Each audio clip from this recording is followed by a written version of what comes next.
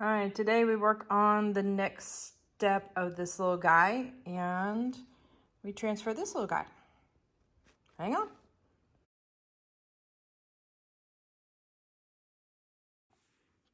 Howdy, howdy. This is Clara Lawrence, and I'm going to work on this little guy and putting him onto this little piece right here. So I have been talking about creating a little silhouette onto this little painting here, and I thought I would print out one of my drawings I had done ahead of time, and I'm trying to get a nice little hinge point to tape this to, so that way I can make sure that I've got all my lines transferred and all that. So a little trick that I have is, if you're working with cradle boards, which are a little harder, what you could do is have the page go over the edge and then run some kind of sharp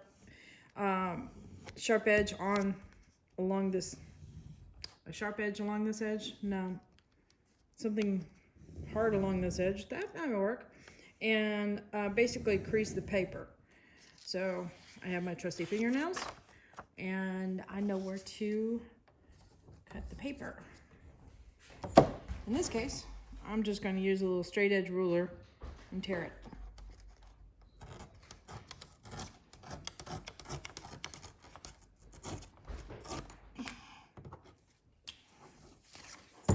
Easy peasy. Okay. So I'm not too worried about getting all the design lines that I have done on this little guy, because I did put in some shadows and forms in the eye and things like that. But in this case, I'm just going to use him for the silhouette. And this happens to be our little Frodo, which isn't exactly little. He's really big. Hey, you don't have to tiptoe. It's okay. You're videoing right now? Yep, I'm videoing right now. Where's that out there? Mikey. Mikey can come in. He wants to talk. He wants to talk. Yeah, so he's got too much time. Oh, okay. Boys are home for winter break, and so the house is very busy, and I like it. And I think everybody knows that I like it. Okay. So what I definitely do whenever I'm doing a transfer is I make sure I have at least one good hinge point here. And what that allows me to do is, when I put my carbon paper under the paper here and I go and draw the lines out, if I'm not entirely positive, I can flip it back and not lose my position. So in other words, it keeps a registration point. So that's very, very helpful. At any rate, so let's get this under here. And while I'm drawing this out, I'll talk about my little fella here, who's not so little. So his name is Frodo. And if you know anything about horse breeds, the best way to describe how he looks is he looks like a Bay Frisian.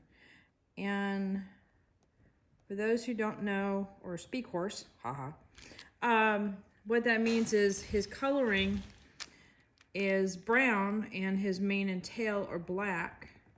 Now, Frisian is a kind of a very big drafty breed of horse.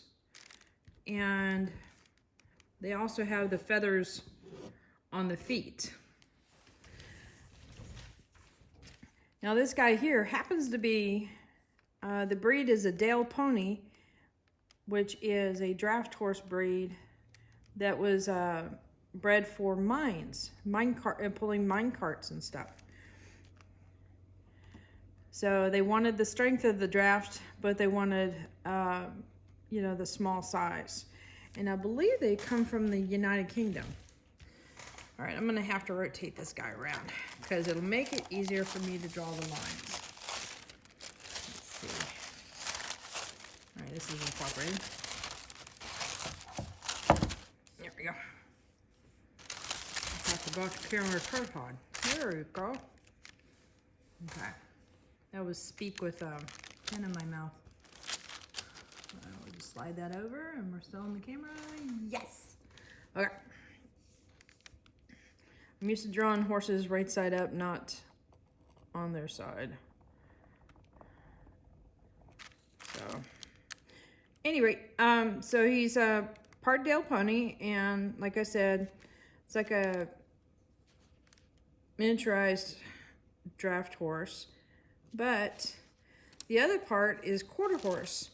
And so when that part was, I guess, mingled with the Dale pony part, the quarter horse brought out the draft horse. So he's huge.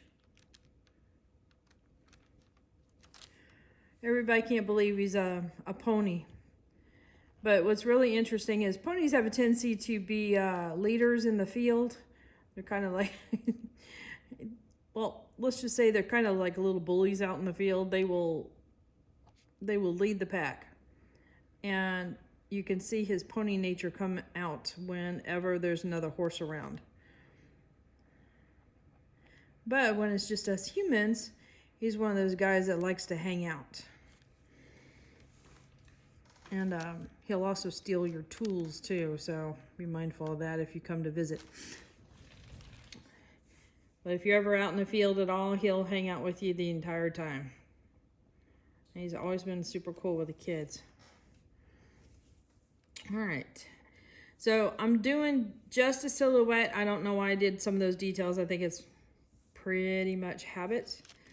All right, let me indicate a little bit of grass there, and that will help me out if I need to add anything.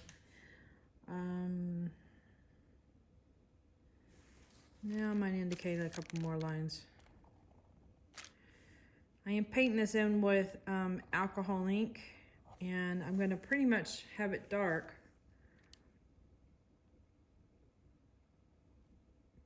But there might be some indication of shape. I don't know. We'll have to see when it gets in there. A lot of times I'll change my mind. Okay.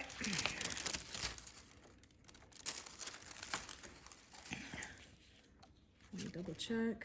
See if I got enough. And I think I do. Okay.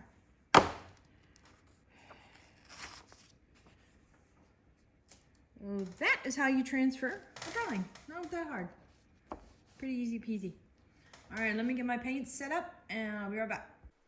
So I decided to break this up into two videos. One, it was just simple, just to show how to transfer the image, and the second one to about painting silhouettes. So stay tuned for that coming up the next day. Hit that like button, hit the subscribe button, but definitely hit the bell to get notified when I put a video up. Later, y'all.